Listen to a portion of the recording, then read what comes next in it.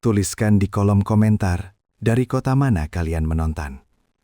Semoga yang like dan subscribe channel ini dimudahkan segala urusannya, dilapangkan rezekinya, disehatkan badannya, dan dikabulkan semua hajat dunia akhirat oleh Allah Subhanahu wa Ta'ala.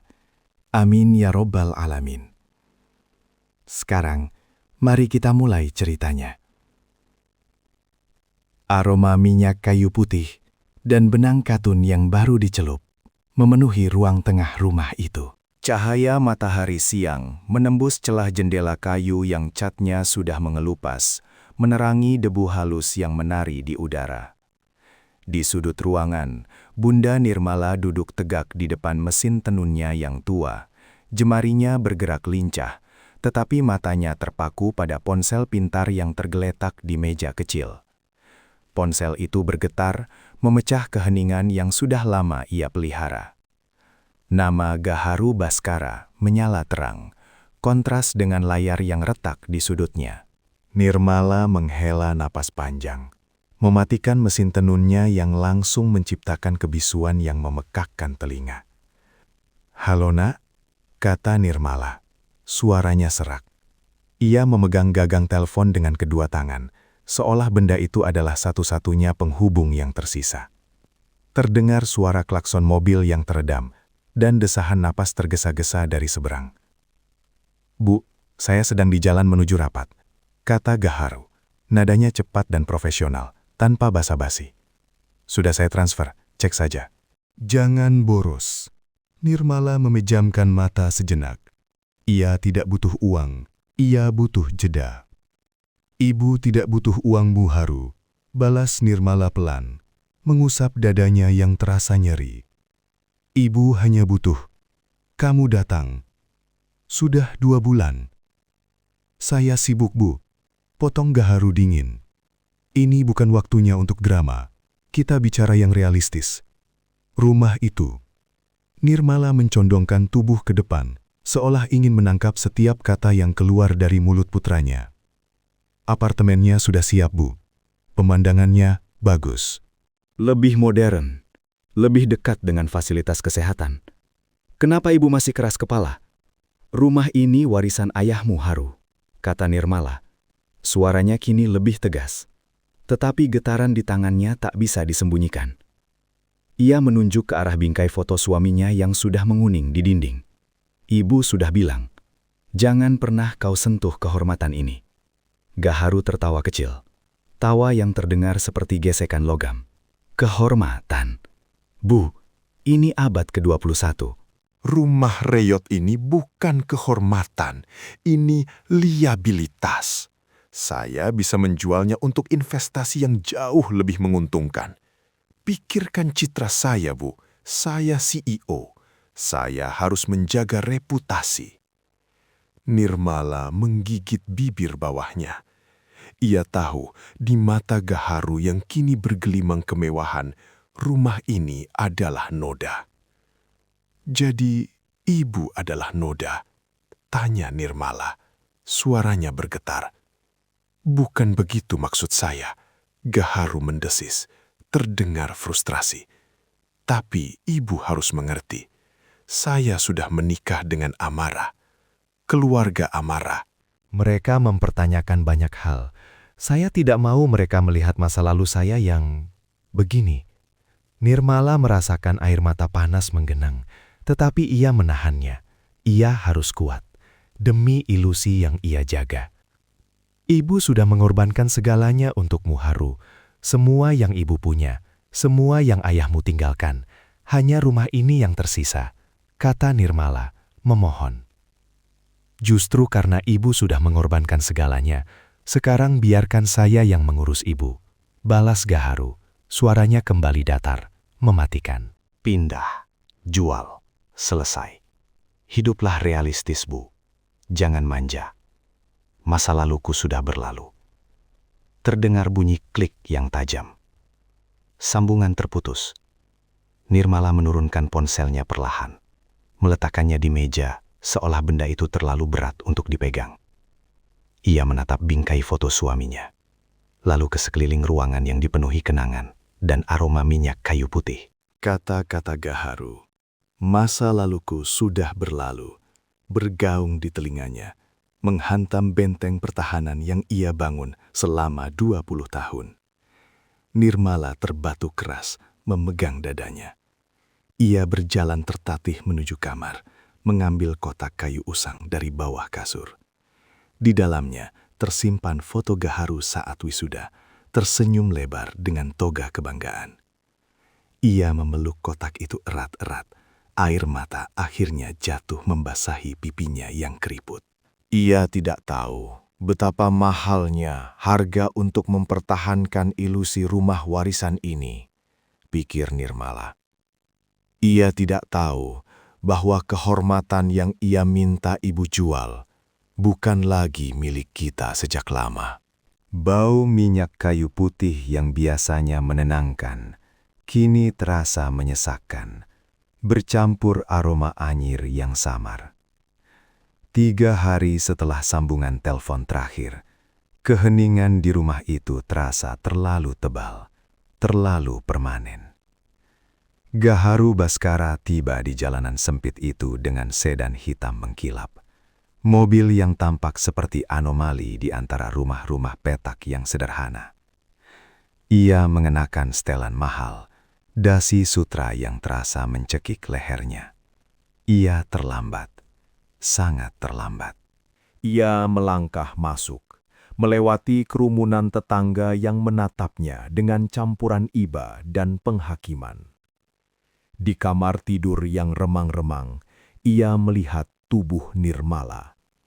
Ibunya terbaring tenang, seolah baru saja tertidur setelah sholat. Di sampingnya, sajadah masih terhampar, sedikit basah, dan di pelukan Nirmala, kotak kayu usang itu. Gaharu berlutut di lantai kayu yang dingin. Ia tidak menangis meraung, hanya isakan kering yang tertahan di tenggorokannya. Ia memeluk kotak itu, merasakan bobot dosa pengabaiannya yang kini terasa nyata. "Bu, maafkan," rintih Gaharu, suaranya pecah. "Saya janji, saya akan menjual rumah ini, Bu. Kita akan lunas, kita akan sangat kaya." Ia membuka kotak itu dengan tangan gemetar. Foto wisuda dirinya tersenyum lebar dengan toga kebanggaan menyambutnya.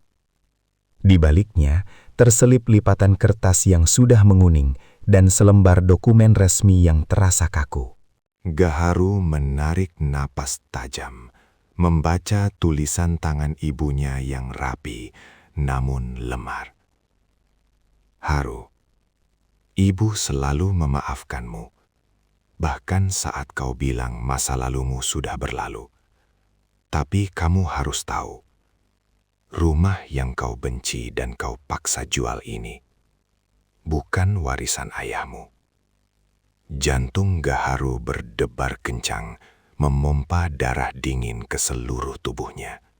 Ia menoleh ke sekeliling ruangan, ke dinding yang retak, ke jendela yang berdebu. Rumah ini adalah milik Sultan Basri, ayah Amara. Saat ayahmu meninggal, ia meninggalkan hutang besar dan rumah ini disita. Ibu tidak punya apa-apa untuk menjagamu. Ibu mendekati Sultan Basri dan memohon. Gaharu terhuyung mundur sedikit, punggungnya menabrak lemari kayu. Sultan Basri, ayah mertuanya. Ibu menukar semua aset keluarga, termasuk surat tanah yang ibu jual, dan berjanji akan menjadi penjaga rumah ini, bukan pemiliknya, seumur hidup ibu, asalkan rumah ini tetap terlihat seperti milik kita, demi menjaga harga diri ayahmu dan agar kamu bisa fokus kuliah tanpa merasa malu. Gaharu merasakan mual yang hebat. Ia bukan anak dari keluarga terhormat yang berjuang.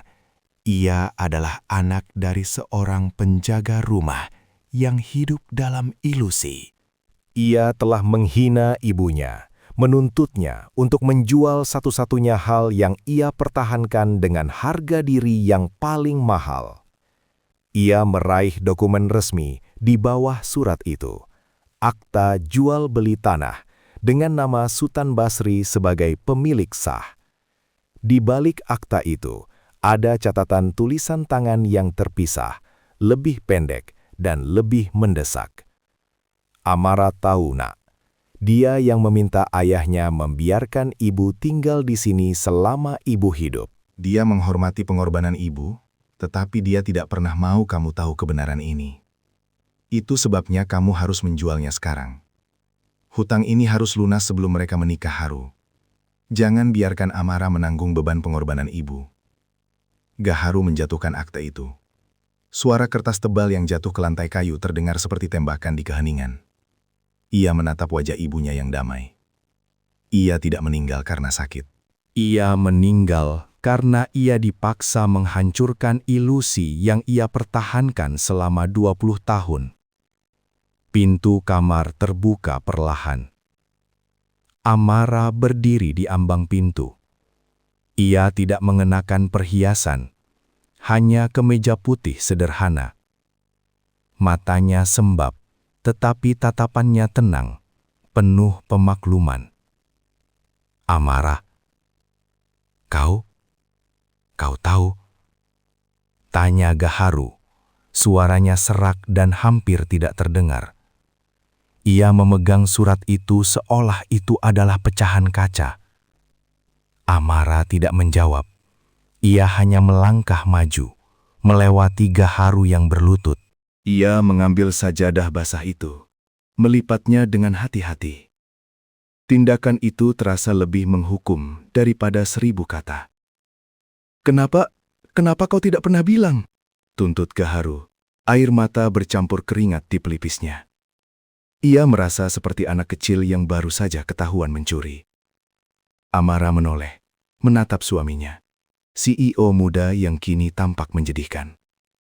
Ibu Nirmala memintaku bersumpah, kata Amara, suaranya rendah dan tegas. Beliau bilang, kehormatanmu lebih penting dari segalanya, Haru. Beliau bilang, kamu harus menjual rumah ini, bukan untuk investasi, tapi untuk melunasi janji terakhirnya, sebelum pernikahan kita. Beliau tidak mau kau berhutang kehormatan pada ayahku. Gaharu menunduk, melihat akta jual beli itu lagi. Ia telah menghina seorang santo yang bersembunyi di balik jubah kesederhanaan. Ia telah menuntut ibunya untuk menjual kehormatan yang bahkan bukan miliknya, hanya untuk menjaga citra CEO yang ia banggakan. Aku bukan hanya kehilangan ibu, pikir Gaharu.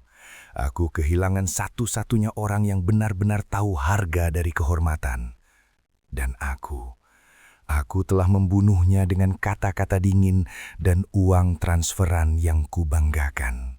Bau minyak kayu putih dan anyir bunga 7 rupa terasa mencekik di ruang tengah yang remang. Gaharu masih berlutut. Akta jual beli itu tergeletak di samping kakinya, seolah dokumen itu adalah bukti fisik dari dosa yang baru ia sadari. Ia menatap Amara yang baru saja selesai melipat sajadah basah. Gerakannya tenang, penuh penghormatan yang tidak pernah ia tunjukkan pada ibunya sendiri. Kenapa kau tidak pernah bilang? Tuntut Gaharu, suaranya serak dan hampir tidak terdengar. Ia memegang surat itu seolah itu adalah pecahan kaca. Amara menoleh, menatap suaminya, CEO muda yang kini tampak menyedihkan. Ibu Nirmala memintaku bersumpah, kata Amara, suaranya rendah dan tegas. Beliau bilang, kehormatanmu lebih penting dari segalanya, Haru. Beliau bilang, kamu harus menjual rumah ini, bukan untuk investasi, tapi untuk melunasi janji terakhirnya. Sebelum pernikahan kita, beliau tidak mau kau berhutang kehormatan pada ayahku. Gaharu menggeleng. Air mata bercampur keringat di pelipisnya. Ia merasa seperti anak kecil yang baru saja ketahuan mencuri. Ia menunjuk akta yang jatuh. Ayahmu, Sultan Basri? Dia tahu ibu tinggal di sini sebagai penjaga rumah? Tanya Gaharu. Berusaha menelan kata penjaga rumah yang terasa seperti pasir di tenggorokannya. Amarah mengangguk perlahan. Ia meletakkan sajadah yang terlipat rapi di atas kursi rotan. Ayahku menghormati Ibu Nirmala. Beliau tahu pengorbanan ibu jauh lebih besar daripada harga rumah ini. Ayah hanya ingin memastikan ibu tidak terlantar. Tapi janji itu, Haru, janji itu berakhir saat ibu meninggal. Gaharu bangkit berdiri, kakinya terasa kebas. Ia berjalan sempoyongan ke arah jendela, menatap halaman depan yang ditumbuhi rumput liar. Ia telah memaki ibunya, menuntutnya untuk menjual rumah yang bahkan bukan miliknya, hanya untuk menjaga citra CEO yang ia banggakan. Kau membiarkanku memaki ibu. Di rumah yang bukan miliknya, desis Gaharu. Nadanya naik tajam. Kau tahu betapa hinanya aku sekarang. Aku mengiriminya uang transferan, seolah aku bisa membeli kehormatan yang ia jaga mati-matian. Ibu tidak pernah melihat uang itu, Haru? Potong Amarah. Suaranya tetap datar. Beliau hanya melihat seberapa sering kau membatalkan janji untuk datang. Uang itu hanya menumpuk di rekeningnya. Beliau tidak pernah menyentuhnya. Gaharu terdiam. Ia ingat pertengkaran telepon terakhir mereka. Hiduplah realistis, Bu. Jangan manja. Masalah lakuku sudah berlalu. Kalimat itu kini terasa seperti pisau yang ia hunuskan ke jantung ibunya sendiri. Lalu, surat tanah yang dijual ibu untuk kuliahku itu juga milik ayahmu? Tanya Gaharu. Suaranya bergetar. Amarah menghela napas panjang. Bukan. Itu adalah aset terakhir milik kakekmu.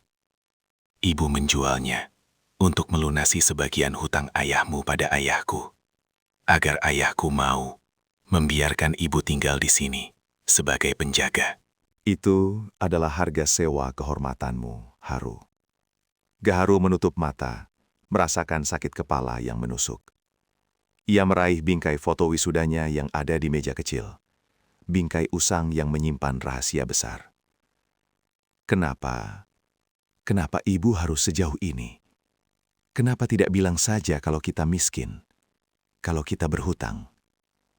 Amarah melangkah mendekat, tangannya terulur, tetapi ia tidak menyentuh Gaharu. Ia tahu, sentuhan fisik tidak akan memperbaiki kehancuran ini. Ibu Nirmala, tidak ingin kau merasa kau harus membalas budi. Beliau ingin kau sukses karena kau pantas, bukan karena kau harus membayar hutang. Beliau bilang, kalau kau tahu kebenarannya, kau akan terbebani, dan kau tidak akan bisa menjadi CEO yang hebat seperti sekarang. Gaharu menjatuhkan bingkai foto itu. Kaca pecah berderai di lantai kayu. Ia menatap Amarah dengan mata merah. Jadi, selama ini, kau dan ayahmu, kalian mengawasi sandiwara ini.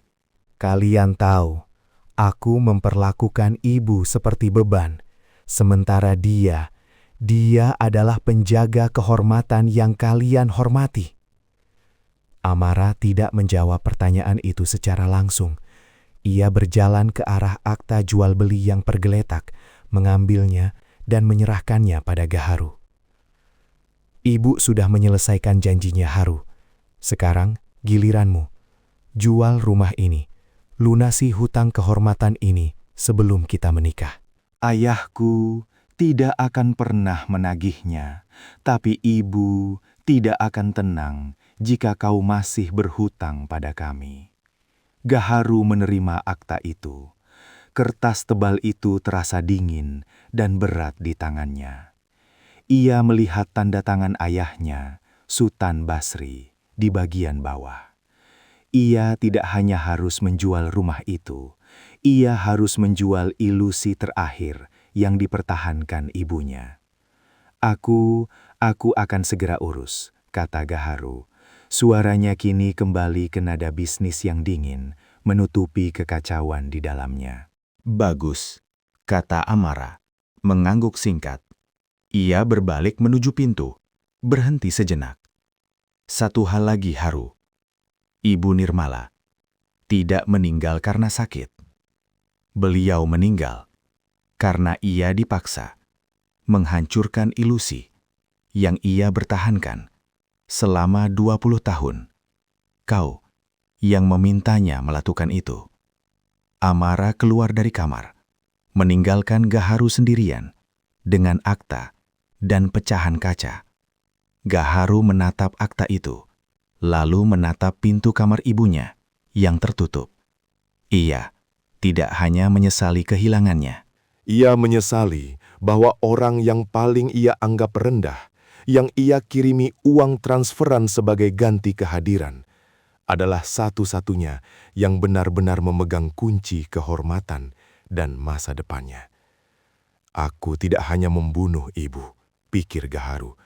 Aku membunuh kehormatan ayahku, dan aku sekarang harus menjual monumen pengorbanan itu kepada orang yang selama ini diam-diam menghormati ibu lebih dariku. Gaharu berdiri di tengah kamar yang dingin.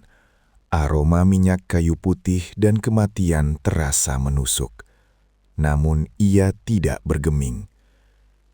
Akta jual beli tanah yang ia pegang terasa seperti batu nisan yang berat, bukan sekedar lembar kertas.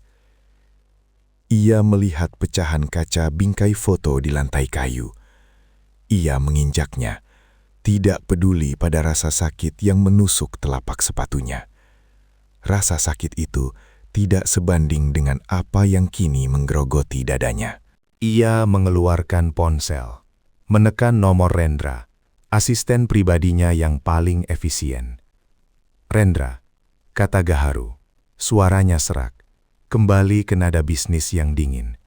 Seolah-olah ia sedang menutup kesepakatan bernilai triliunan. Ia membalik akta itu di tangannya, melihat tanda tangan Sultan Basri. Iya Pak Gaharu, saya turut berduka cita Pak. Saya sudah siapkan jadwal pemakaman. Duka cita, simpan saja. Potong Gaharu dingin. Ia berjalan ke meja rias usang ibunya, menggeser botol bedak tabur yang sudah lama tidak tersentuh. Properti di Jalan Kenanga, rumah ini, jual, sekarang. Hening di seberang. Hanya terdengar suara napas Renda yang tertahan. Apa? Tapi Pak, bukankah itu rumah ibu Anda? Bukankah kita akan menunggu masa berkabung selesai? Gaharu menghela napas panjang. Ia memejamkan mata. Tidak ada menunggu. Urus semua dokumen Rendra. Pastikan pembeli adalah Sultan Basri. Pak Sultan Basri. Rendra terdengar bingung. Nada suaranya berubah dari simpati menjadi profesional yang waspada. Tapi bukankah beliau sudah punya aset properti yang jauh lebih? Lakukan saja, desak Gaharu, menekan kata-katanya. Ia menatap bingkai foto ibunya yang kini tergeletak tanpa kaca. Wajah Nirmala tersenyum kaku di sana. Harga, berikan harga tertinggi. Berapapun yang dia minta, ini harus selesai sebelum pernikahan. Baik Pak, saya akan segera siapkan draft perjanjian jual beli. Tapi, mengapa harus melibatkan Nona Amara dalam verifikasi dokumen ini, Pak? Tanya Rendra. Suaranya kini penuh kehati-hatian. Gaharu berjalan ke jendela, melihat kebun kecil yang ditanami ibunya. Bunga-bunga itu tampak layu, seolah ikut berduka. Karena dia yang tahu berapa harga kehormatan itu, Rendra. Kirimkan draftnya padanya, dan pastikan kau tidak pernah membahas transaksi ini dengan siapapun. Ini rahasia keluarga. Saya paham, Pak. Rahasia keluarga. Ulang Rendra mencatat. Saya akan segera hubungi tim legal. Gaharu menutup telepon. Ia tidak menunggu Rendra mengucapkan salam penutup. Ia meletakkan akta itu di atas meja rias, di samping botol minyak kayu putih. Kertas tebal itu kini terasa seperti beban yang harus ia lepaskan, bukan warisan yang harus ia pertahankan. Ia berjalan keluar kamar, melewati ruang tengah yang dipenuhi kain tenun setengah jadi. Setiap benang, setiap simpul, kini terasa seperti jerat yang mengikat lehernya. Ia melihat ke arah dapur, tempat ibunya biasa menyiapkan teh hangat. Kau yang memintanya melakukan itu. Suara Amara kembali terngiang, dingin dan menusuk. Gaharu menemukan Amara duduk di sofa ruang tamu. Sofa beludru usang yang selalu ia anggap memalukan. Amara tidak memegang ponsel atau buku. Ia hanya duduk tegak, menatap kosong ke arah dinding yang catnya sudah mengelupas. Gaharu berdiri di depannya. Aku sudah hubungi Rendra. Dia akan mengurusnya. Penjualan itu. Amara mengangguk pelan, tanpa mengalihkan pandangan. Bagus. Kau tidak mau mengatakan apa-apa lagi? Tanya Gaharu. Ia berharap Amara akan berteriak, menghakiminya, atau setidaknya menangis. Tapi Amara hanya diam, dan keheningan itu jauh lebih menyiksa. Amara akhirnya menoleh. Tatapannya tenang, namun matanya menyimpan kesedihan yang dalam. Apa yang harus kukatakan, Haru? Bahwa ibumu adalah wanita paling terhormat yang pernah kukenal. Bahwa dia menukar seluruh hidupnya hanya agar kau tidak merasa malu menjadi anak seorang tukang tenun miskin. Gaharu mundur selangkah. Jangan sebut dia miskin. Dia punya harga diri. Harga diri yang kau injak-injak setiap kali kau mengirimkan transferan uang, seolah-olah itu bisa membayar pengorbanannya. Balas Amara, suaranya datar. Ayahku menghormati janji Ibu Nirmala. Dia membiarkan ibu tinggal di sini, menjaga ilusi ini, karena ayah tahu kehormatan ayahmu adalah segalanya bagi ibu. Gaharu menunduk. Aku tidak tahu bagaimana aku bisa hidup setelah ini. Kau akan hidup, kata Amara. Ia berdiri, merapikan lipatan roknya yang mahal. Kau akan hidup, dan kau akan menjadi CEO yang lebih hebat. Tapi kau harus ingat, Haru, kesuksesanmu dibangun di atas pasir kebohongan mulia ibumu. Dan sekarang, kau harus menjual monumen pengorbanan itu untuk melunasi hutang kehormatan ini. Amara berjalan menuju pintu depan. Gaharu tidak menghentikannya. Tunggu, kata Gaharu. Suaranya hampir berbisik. Mengapa kau tidak pernah memberitahuku? Amara berhenti di ambang pintu, membelakangi cahaya sore yang masuk. Ibu Nirmala memintaku. Dia bilang, jika kau tahu, kau akan berhenti kuliah karena malu. Dia bilang, dia ingin kau fokus menjadi orang besar. Dia tidak ingin kau menanggung beban pengorbanannya. Dia ingin kau bahagia dalam kebohongan yang ia ciptakan. Amara membuka pintu. Angin dingin masuk, membawa aroma tanah basah. Ibu Nirmala adalah penjaga rumah ini, Haru. Dan sekarang, janjinya sudah selesai. Jangan biarkan dia berhutang pada ayahku, bahkan setelah kematiannya. Amara melangkah keluar, menutup pintu dengan pelan. Gaharu berdiri sendirian di ruang tengah, Ia menatap pintu yang tertutup itu, lalu ke arah kamar ibunya. Ia tidak hanya menyesali kehilangannya. Ia menyesali bahwa orang yang paling ia anggap rendah, yang ia kirimi uang transferan sebagai ganti kehadiran, adalah satu-satunya yang benar-benar memegang kunci kehormatan dan masa depannya. Aku tidak hanya membunuh ibu, pikir Gaharu. Aku membunuh kehormatan ayahku, dan aku sekarang harus menjual monumen pengorbanan itu kepada orang yang selama ini diam-diam menghormati ibu lebih dariku. Aku harus menjual ilusi terakhirnya. Angin dingin yang dibawa Amara saat ia menutup pintu masih terasa menusuk. Seolah-olah udara di dalam rumah itu menolak untuk menghangat. Gaharu berdiri di tengah ruang tamu, di antara sofa usang dan meja kayu yang permukaannya sudah terkelupas.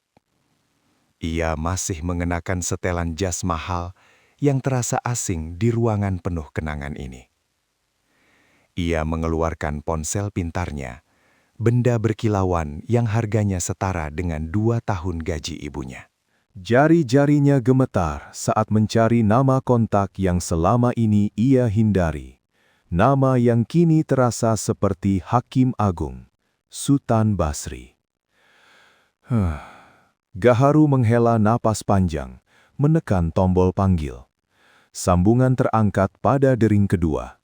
Suara Sutan Basri terdengar berat, tanpa basa-basi, seperti palu godam yang menghantam lantai marmer. "Ya, Haru," kata Sutan Basri. Tidak ada sapaan, hanya pengakuan. Gaharu menelan ludah. Ia memaksakan suaranya terdengar profesional, padahal seluruh tubuhnya terasa seperti kertas basah. "Selamat sore, Pak Sutan," kata Gaharu, melangkah 2 kali ke arah jendela, lalu kembali lagi. Saya menelepon mengenai rumah ini." Ada keheningan yang panjang di seberang sana. Keheningan itu lebih mematikan daripada makian. "Aku tahu, Haru," balas Sutan Basri, nadanya dingin dan berwibawa. "Amara sudah memberitahuku, dan aku sudah membaca suratnya." Surat yang seharusnya kau baca jauh sebelum ini. Gaharu memejamkan mata. Ia menggenggam ponselnya erat-erat. Buku-buku jarinya memutih. Saya minta maaf, Pak Sutan. Saya tidak tahu betapa besar pengorbanan ibu," kata Gaharu. "Pengorbanan tidak bisa diukur dengan kata maaf, nak," potong Sutan Basri. "Pengorbanan diukur dengan kehormatan, dan kehormatan itu harus dilunasi." "Tentu, Pak, saya mengerti," kata Gaharu cepat. "Saya akan segera mengurus transfernya. Berapa total hutang yang harus saya bayar untuk membebaskan rumah ini?" Sutan Basri tertawa kecil. Tawa yang terdengar seperti gesekan logam. "Kau masih berpikir ini soal uang, Haru? Cah, rumah ini sudah dibeli oleh ibumu dengan janji seumur hidup. Janji itu sudah lunas dengan kematiannya. Sekarang, ini adalah transaksi bisnis murni." Gaharu bersandar ke dinding, merasakan dinginnya plester yang mengelupas. "Saya ingin membeli kembali, Pak Sutan." "Saya ingin rumah ini kembali menjadi milik keluarga Baskara," pinta Gaharu, suaranya sedikit serak. "Kau tidak bisa membeli kembali, Haru," kata Sutan Basri. Suaranya kini mengandung nada ancaman yang halus. "Kau hanya bisa membeli apa yang sudah menjadi milikku, dan aku tidak menjualnya kepadamu." Apa maksud Bapak?" "Maksudku, aku akan membeli rumah ini secara resmi dari warisan ibumu," jelas Sutan Basri. "Aku akan membayar harga pasar yang adil." Aku akan melunasi hutang kehormatan yang ia pikul. Dan kau, sebagai ahli waris, akan menandatangani surat-suratnya." Gaharu merasa darahnya mendidih, namun ia tidak berani membantah. Ia adalah CEO, tetapi di hadapan pria ini, ia hanyalah anak kecil yang baru saja ketahuan mencuri. Tapi, mengapa Bapak tidak membiarkan saya membelinya? Tanya Gaharu. Karena kau tidak menghargainya, Haru, jawab Sultan Basri dingin. Kau ingin menjualnya untuk investasi, padahal ibumu menjaganya sebagai monumen. Aku akan membelinya, dan aku akan menjadikannya museum kecil untuk mengenang pengorbanan ibumu. Gaharu terdiam. Ia merasa ditelanjangi. Ayah mertuanya yang selama ini ia anggap sebagai mitra bisnis, kini menjadi penjaga moralitasnya. Aku akan mengirimkan pengacara besok pagi. Lanjut Sultan Basri. Kau hanya perlu menandatangani. Jangan khawatir, nominalnya akan sangat besar. Cukup untuk membuatmu merasa kau telah melunasi hutangmu. Meskipun kita berdua tahu, kau tidak akan pernah bisa melunasi pengorbanan itu. Baik, Pak Sultan, kata Gaharu. Suaranya nyaris tak terdengar. Ia tidak punya pilihan. Satu hal lagi, Haru, kata Sultan Basri. Jeda yang ia ambil terasa seperti hukuman. Amara, dia mencintaimu. Dia tahu semua ini. Dia menghormati ibumu. Jangan pernah, sekalipun, kau membuatnya merasa bahwa pengorbanan ibumu adalah aib. Kau paham? Saya paham, Pak, kata Gaharu. Bagus, sampai jumpa di kantor Haru. Dan jangan lupa, besok kau harus datang sebagai menantuku, bukan sebagai CEO yang sombong. Sultan Basri menutup telepon tanpa mengucapkan selamat tinggal. Gaharu menurunkan ponselnya perlahan. Ia menatap ke sekeliling ruangan. Rumah ini, yang ia benci dan ia anggap sebagai simbol kemiskinan, kini akan menjadi museum pengorbanan yang dikelola oleh ayah mertuanya. Ia, sang CEO sukses, akan menerima uang dari penjualan rumah yang ia yakini adalah warisan ayahnya. Uang yang sebenarnya adalah pembayaran atas hutang kehormatan yang dipikul ibunya. Ia berjalan ke kamar ibunya, tempat Nirmala meninggal. Aroma minyak kayu putih dan lavender masih samar tercium. Ia menyentuh bingkai jendela yang sudah lapuk. Aku tidak hanya menghina ibu, pikir Gaharu. Aku menghina kehormatan ayahku. Dan sekarang, aku harus menjual ilusi terakhirnya kepada orang yang selama ini diam-diam menghormati ibu lebih dariku. Aku harus menjual monumen pengorbanan itu dan menerima uangnya sebagai bukti bahwa kesuksesanku adalah hutang yang tak terbayar. Udara di kamar itu terasa dingin, meskipun jendela kayu sudah tertutup rapat. Aroma minyak kayu putih yang bercampur lavender seolah menjadi saksi bisu atas kepergian yang sunyi. Gaharu Baskara berdiri di tengah ruangan. Tangannya masih memegang ponsel yang baru saja ia turunkan. Kata-kata Sultan Basri, ayah mertuanya, berputar-putar di kepalanya. Museum kecil, hutang kehormatan. Amara tahu semua ini. Ia berjalan gontai menuju meja kecil di sudut kamar, tempat Bunda Nirmala biasa meletakkan Alkitab dan kotak kayu usang. Kotak itu terbuat dari kayu jati yang sudah menghitam. Permukaannya terasa kasar di bawah sentuhan Gaharu. Di sampingnya, sajadah tipis masih terlipat, sedikit basah di bagian tengahnya. Gaharu duduk di lantai, lututnya menyentuh lantai kayu yang dingin.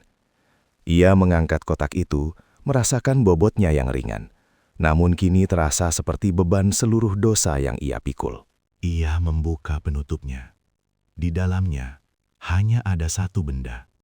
Foto dirinya saat wisuda, tersenyum lebar dengan toga hitam. Sementara Nirmala berdiri di sampingnya, mengenakan kebaya lusuh, namun tatapannya penuh kebanggaan. Gaharu menghela napas panjang. menekan foto itu ke dadanya. Ia merasa mual. Ia telah menukar kebanggaan ibunya dengan rasa malu. Saat ia mengangkat foto itu, ia menyadari ada sesuatu yang terselip di bawahnya. 2 lembar kertas yang terlipat rapi. Yang pertama adalah surat yang ditulis tangan dengan tinta yang sedikit memudar. Yang kedua adalah dokumen resmi yang distempel. Gaharu meletakkan foto itu di lantai dan membuka surat itu dengan tangan gemetar. Haru, ibu selalu memaafkanmu, bahkan sebelum kau meminta. Tapi kamu harus tahu, rumah yang kau benci dan kau paksa jual ini bukan warisan ayahmu. Gaharu membaca kalimat pertama itu dalam hati. Suaranya tercekat. Ia melanjutkan membaca. Matanya bergerak cepat melintasi baris-baris tulisan yang semakin lama semakin terasa menusuk. Saat ayahmu meninggal, ia meninggalkan utang besar dan rumah ini disita. Ibu tidak punya apa-apa untuk menjagamu. Ibu mendekati Sultan Basri, ayah Amara, dan memohon.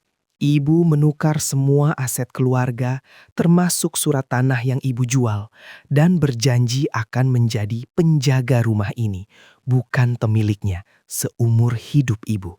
Asalkan rumah ini tetap terlihat seperti milik kita, demi menjaga harga diri ayahmu dan agar kamu bisa fokus kuliah tanpa merasa malu. Napas Gaharu terhenti. Ia tidak bisa bernapas.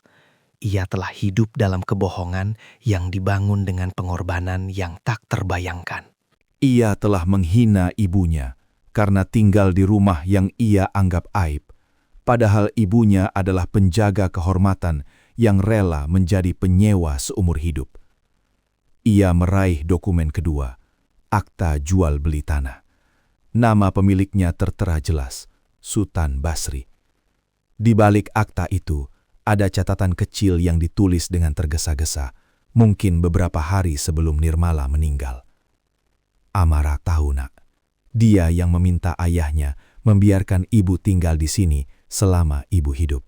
Dia menghormati pengorbanan ibu, tetapi dia tidak pernah mau kamu tahu kebenaran ini. Itu sebabnya kamu harus menjualnya sekarang. Hutang ini harus lunas sebelum kalian menikah, Haru. Jangan biarkan Amara menanggung beban pengorbanan ibu. Akta itu terlepas dari genggaman Gaharu, jatuh ke lantai kayu dengan bunyi plak yang memecah keheningan. Ia menatap surat itu, lalu ke akta jual beli tanah yang mencantumkan nama ayah mertuanya. Pintu kamar terbuka perlahan. Amara berdiri di ambang pintu, mengenakan gaun hitam sederhana, matanya sembab. Ia tidak mengatakan apa-apa, hanya menatap Gaharu yang kini terduduk di lantai, dikelilingi oleh bukti-bukti pengkhianatan emosionalnya. Kau tahu, Gaharu mendesis, suaranya serak dan penuh tuduhan. Ia menunjuk kertas-kertas itu dengan jari gemetar. Kau tahu selama ini, ibu hanya seorang penjaga rumah. Amara melangkah masuk, menutup pintu di belakangnya. Ia tidak terkejut melihat dokumen-dokumen itu berserakan. Ia berjalan perlahan, mengambil sajadah yang terlipat, dan meletakkannya kembali di meja. Aku tahu, kata Amara pelan. Suaranya tenang, kontras dengan badai yang melanda Gaharu. Kenapa? Kenapa kau tidak pernah bilang? Gaharu bangkit berdiri, menatap istrinya dengan mata merah. Kau membiarkan aku menghina ibu, memaksanya menjual rumah yang bahkan bukan miliknya. Kau membiarkan aku hidup dalam kebohongan ini. Amara menatapnya lurus. Ibu yang memintanya, Haru. Dia datang padaku beberapa bulan sebelum kita menikah.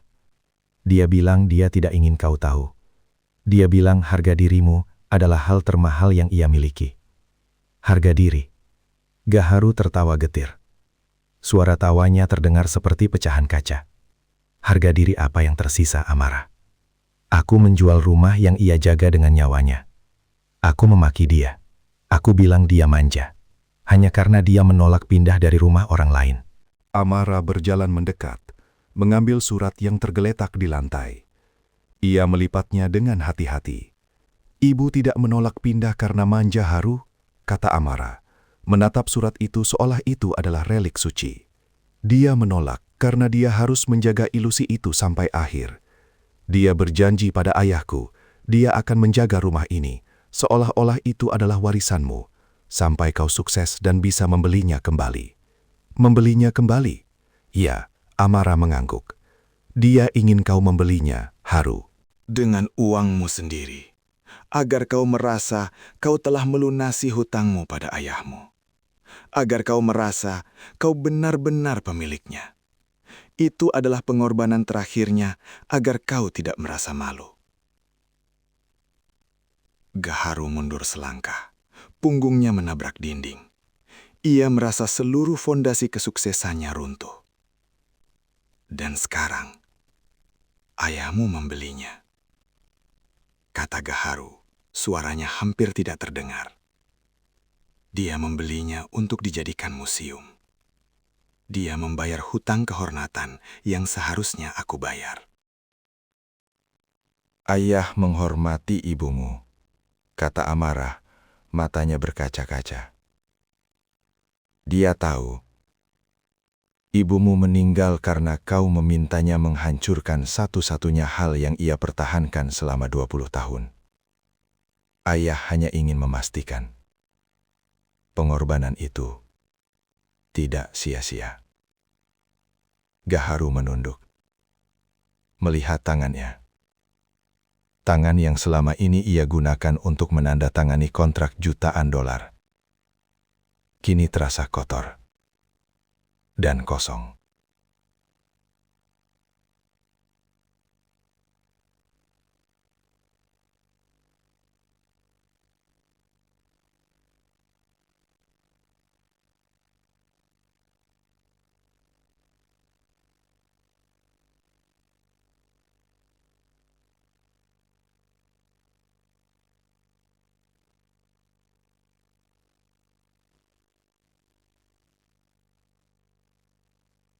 Ia telah mengabaikan ibunya, menghinanya, dan kini ia tahu ibunya adalah orang yang paling mulia dan paling berkorban dalam hidupnya.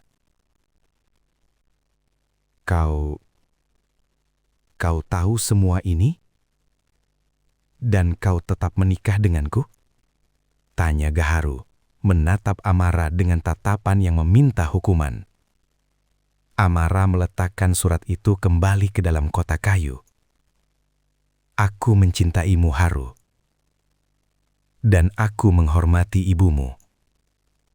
Dia adalah wanita yang menukar seluruh masa depannya hanya agar putranya tidak perlu menundukkan kepala di hadapan dunia. Aku tidak akan pernah, sekalipun, menganggap pengorbanan itu sebagai aib. Ia menyentuh lengan Gaharu. Sentuhannya lembut, namun tegas. Sekarang, kau harus menjual rumah ini, kata Amara. Bukan untuk investasi, Haru, tapi untuk membebaskan jiwa ibumu dari janji penjaga rumah yang sudah berakhir. Kau harus menandatangani dokumen itu besok. Kau harus melunasi hutang ini. Gaharu hanya bisa mengangguk. Ia tidak lagi melihat Amara sebagai istrinya, putri konglomerat. Ia melihatnya sebagai saksi, saksi bisu atas kebodohan dan keangkuhannya. Aku tidak hanya menghina ibu, pikir Gaharu. Aku menghina kehormatan ayahku. Dan sekarang, aku harus menjual ilusi terakhirnya kepada orang yang selama ini diam-diam menghormati ibu lebih dariku. Aku harus menjual monumen pengorbanan itu dan menerima uangnya sebagai bukti bahwa kesuksesanku adalah hutang yang tak terbayar. Dan Amara, dia tahu. Dia tahu aku adalah orang yang paling tidak pantas untuk mendapatkan pengorbanan sebesar ini. Pagi itu, udara di rumah Nirmala terasa lebih tipis, seolah oksigen telah ditarik keluar bersamaan dengan kepergian penghuninya. Cahaya matahari yang masuk melalui jendela kayu yang usang hanya menyoroti lapisan debu tebal di atas meja makan, tempat Gaharu Baskara duduk kaku. Ia mengenakan setelan bispok abu-abu gelap, pakaian yang terlalu mahal dan terlalu formal untuk ruangan yang berbau minyak kayu putih dan kenangan. Di hadapannya tergeletak 2 lembar dokumen yang tebal, akta jual beli dan surat pelepasan hak. Amara berdiri di belakangnya, tangannya bertumpu ringan di bahu Gaharu. Ia tidak mencoba menghibur, hanya memberikan bobot kehadiran yang menuntut. "Kau harus menandatanganinya, Haru," kata Amara. Suaranya rendah, tanpa emosi yang berlebihan. Gaharu mengambil pena emas yang selalu ia bawa, tetapi tangannya gemetar. Ia menatap kolom nama pembeli, Sultan Basri, nama ayah mertuanya. Aku tidak bisa," bisik Gaharu, menjatuhkan pena itu hingga menimbulkan bunyi klak yang tajam di atas kayu. Amara mengambil pena itu, meletakkannya kembali di antara jari-jari Gaharu. "Kau harus. Ini adalah janji terakhir ibumu. Kau harus melunasi hutang kehormatan ini, agar beliau bisa beristirahat." "Hutang kehormatan." Gaharu tertawa ketir. Suaranya terdengar seperti gesekan amplas. Ia menoleh, menatap Amara. "Aku yang seharusnya membayar hutang itu, bukan ayahmu." Aku yang menghina pengorbanan itu, Amara. Aku memintanya menjual rumah ini, padahal ibu hanya seorang penjaga. Ia bangkit, berjalan ke dinding yang catnya mengelupas, menyentuh permukaannya dengan ujung jari. 20 tahun, Amara. 20 tahun ibu hidup dalam ilusi, hanya agar aku tidak merasa malu. Dan aku mengiriminya uang transfer, seolah-olah pengorbanan bisa dibayar lunas dengan nominal. Ibumu tidak pernah meminta nominal. Potong Amara, langkahnya mendekat. Beliau hanya meminta kau menjadi orang yang bisa membayar hutang itu. Dan sekarang, kau adalah orang itu. Kau hanya perlu menandatangani, Haru. Gaharu kembali ke kursi. Matanya terpaku pada angka di dokumen itu. Angka yang jauh lebih besar dari nilai pasar rumah tua ini. "Kau yakin nominal ini harus kuterima?" tanya Gaharu. Suaranya serak. "Ini uang ayahmu. Uang yang seharusnya menjadi sewa yang tidak pernah ibu bayar." Amara menghela napas. Koma strategis memisahkan setiap kata yang ia ucapkan dengan penekanan. "Ini bukan uang sewa, Haru. Ini adalah harga yang ayah bayar untuk memastikan ibumu tidak mati sia-sia. Kau harus menerimanya sebagai pelunasan janji. Ayah menghormati ibumu lebih dari yang kau bayangkan." Gaharu memejamkan mata. Rasa malu itu terasa seperti asam lambung yang naik ke tenggorokannya. Iya, CEO muda yang sukses, kini menerima uang dari mertuanya, bukan sebagai hadiah, melainkan sebagai sedekah kehormatan yang ia sendiri gagal pertahankan. "Aku merasa seperti pengemis," kata Gaharu, membuka mata. "Kau adalah putranya," balas Amara dingin. "Dan kau harus menyelesaikan tugas yang ibumu tinggalkan. Jangan manja, Haru. Jangan biarkan penyesalanmu menghalangi kehormatan ibumu." Kalimat itu, "jangan manja," adalah gema dingin dari kata-kata terakhir yang ia lontarkan pada Nirmala. Gaharu tersentak, seolah ditampar. Ia mengambil nafas dalam-dalam, bau debu dan kayu tua memenuhi paru-parunya. Ia menekan pena emas itu kuat-kuat di atas kertas, meninggalkan tanda cekung di meja. Sret. Tanda tangan Gaharu Baskara, CEO yang baru saja menjual monumen pengorbanan ibunya sendiri kepada ayah mertuanya. Setelah selesai, ia mendorong dokumen itu menjauh, seolah kertas itu panas. "Apa yang akan ayahmu lakukan dengan rumah ini?" tanya Gaharu. Suaranya kini datar, kosong. Amara mengambil dokumen itu, melipatnya dengan hati-hati. Ayah akan menjadikannya museum pengorbanan. Dia ingin memastikan setiap orang yang masuk ke sini tahu bahwa rumah ini adalah tempat seorang wanita menukar seluruh masa depannya demi harga diri putranya. Gaharu menunduk, melihat tangannya yang baru saja menyelesaikan transaksi paling memalukan dalam hidupnya. Ia tidak lagi melihat dirinya sebagai pengusaha sukses. Ia melihat dirinya sebagai anak yang gagal, yang baru saja menerima uang tebusan untuk dosa-dosanya. Aku harus berterima kasih pada ayahmu, kata Gaharu. Tidak perlu, jawab Amara menggeleng pelan. Ayah bilang, kau hanya perlu hidup dengan baik. Itu sudah cukup untuk ibumu. Amara berjalan menuju pintu, membawa dokumen itu. Sebelum melangkah keluar, ia menoleh ke belakang, menatap Gaharu yang masih duduk di tengah ruangan yang kini resmi menjadi milik orang lain. Dan Haru, panggil Amara, suaranya sedikit meninggi. Jangan pernah, sekalipun, kau berpikir bahwa kau bisa membayar lunas pengorbanan ibumu dengan uang. Kau hanya bisa membayarnya dengan kehormatan, dan kau harus bekerja keras untuk itu. Gaharu tidak menjawab. Ia hanya mendengar pintu depan tertutup pelan, meninggalkan keheningan yang memekakkan. Ia menoleh ke sudut ruangan, tempat Nirmala biasa menenun. Kini, tempat itu kosong. Aku menjual ilusi terakhir ibu, pikir Gaharu. Dan aku menerima uang dari orang yang selama ini diam-diam menghormati ibu lebih dariku. Aku adalah CEO yang sukses, tapi aku adalah anak yang berhutang. Dan hutang ini tidak akan pernah lunas. Aku harus hidup setiap hari di bawah tatapan Amara yang tahu persis betapa rendahnya aku. Gaharu masih duduk di kursi kayu yang biasa digunakan ibunya untuk menenun. Keheningan yang ditinggalkan Amara terasa lebih berat daripada kebisingan rapat dewan direksi manapun.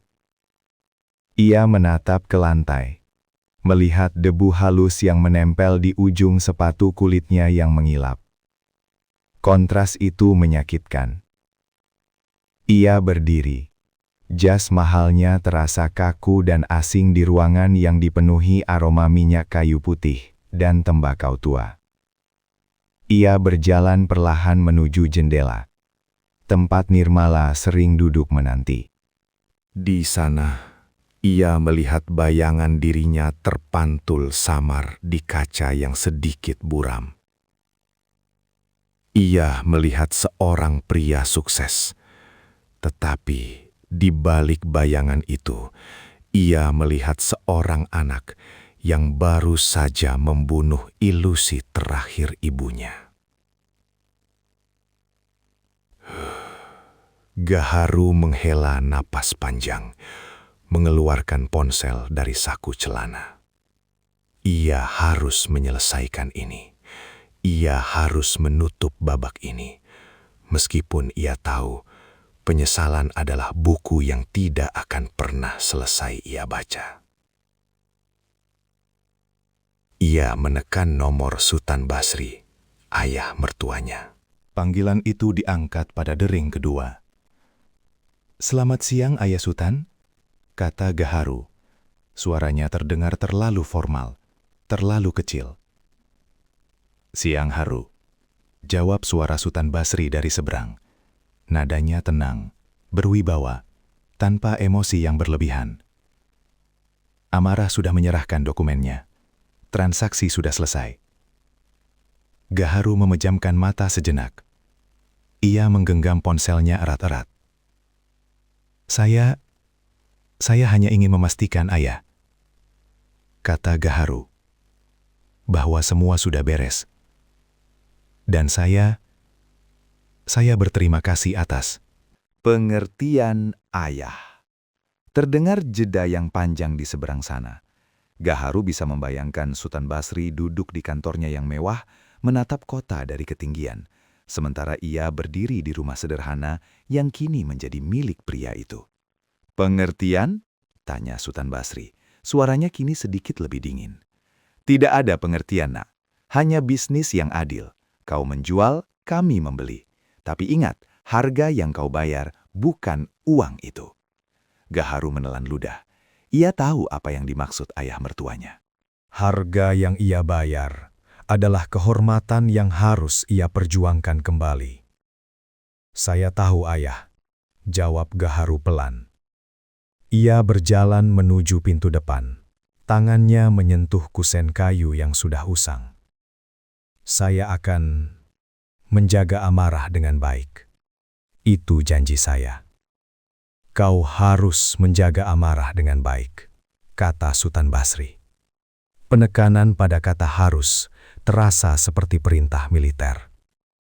Dia adalah satu-satunya yang tahu betapa berharganya pengorbanan ibumu. Dia menghormati ibumu, Haru. Jauh lebih dari yang kau lakukan. Gaharu tidak membantah. Ia hanya bisa berdiri diam, menerima setiap kalimat itu sebagai cambuk yang pantas ia terima.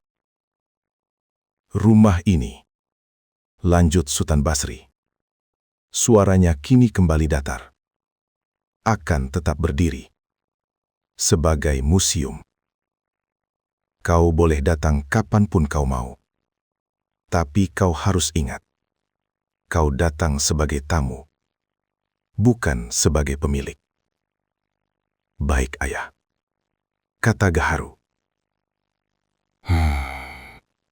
Sultan Basri menghela napas. Jaga dirimu, Haru. Dan jangan pernah lupakan dari mana kehormatanmu berasal. Itu saja. Sambungan terputus. Gaharu menurunkan ponselnya. Tangannya sedikit gemetar. Ia menatap kunci rumah yang kini terasa asing di tangannya. Kunci itu akan ia serahkan kepada Amara malam ini. Ia memasukkan kunci itu ke saku jasnya, lalu meraih gagang pintu. Ia menarik nafas dalam-dalam, mencoba menghirup sisa-sisa aroma nirmala yang masih melekat di udara. Ia melangkah keluar, menutup pintu itu pelan. Klik. Suara kunci yang mengunci rumah itu terdengar final, seperti penutup peti mati. Gaharu berdiri di teras, memandang kebun kecil yang ditanami nirmala. Ia adalah CEO yang sukses, pemilik perusahaan bernilai miliaran. Tetapi ia baru saja menjadi tunawisma emosional. Ia berjalan menuju mobil mewahnya yang diparkir di pinggir jalan. Ia harus kembali ke apartemennya yang dingin, tempat Amara menunggunya. Amara, yang kini bukan hanya istrinya, tetapi juga penjaga rahasia tergelap dan pengorbanan termulia ibunya. Gaharu membuka pintu mobil. Ia duduk di kursi pengemudi, menyalakan mesin. Suara mesin sport itu menderu, kontras dengan keheningan lingkungan ini. Ia tidak segera pergi. Ia menatap rumah itu sekali lagi. Aku tidak hanya menjual rumah ini, pikir Gaharu. Aku menjual harga diriku. Dan aku harus hidup setiap hari di bawah tatapan Amara, yang tahu persis betapa rendahnya aku. Penyesalan ini adalah warisan abadi ibu.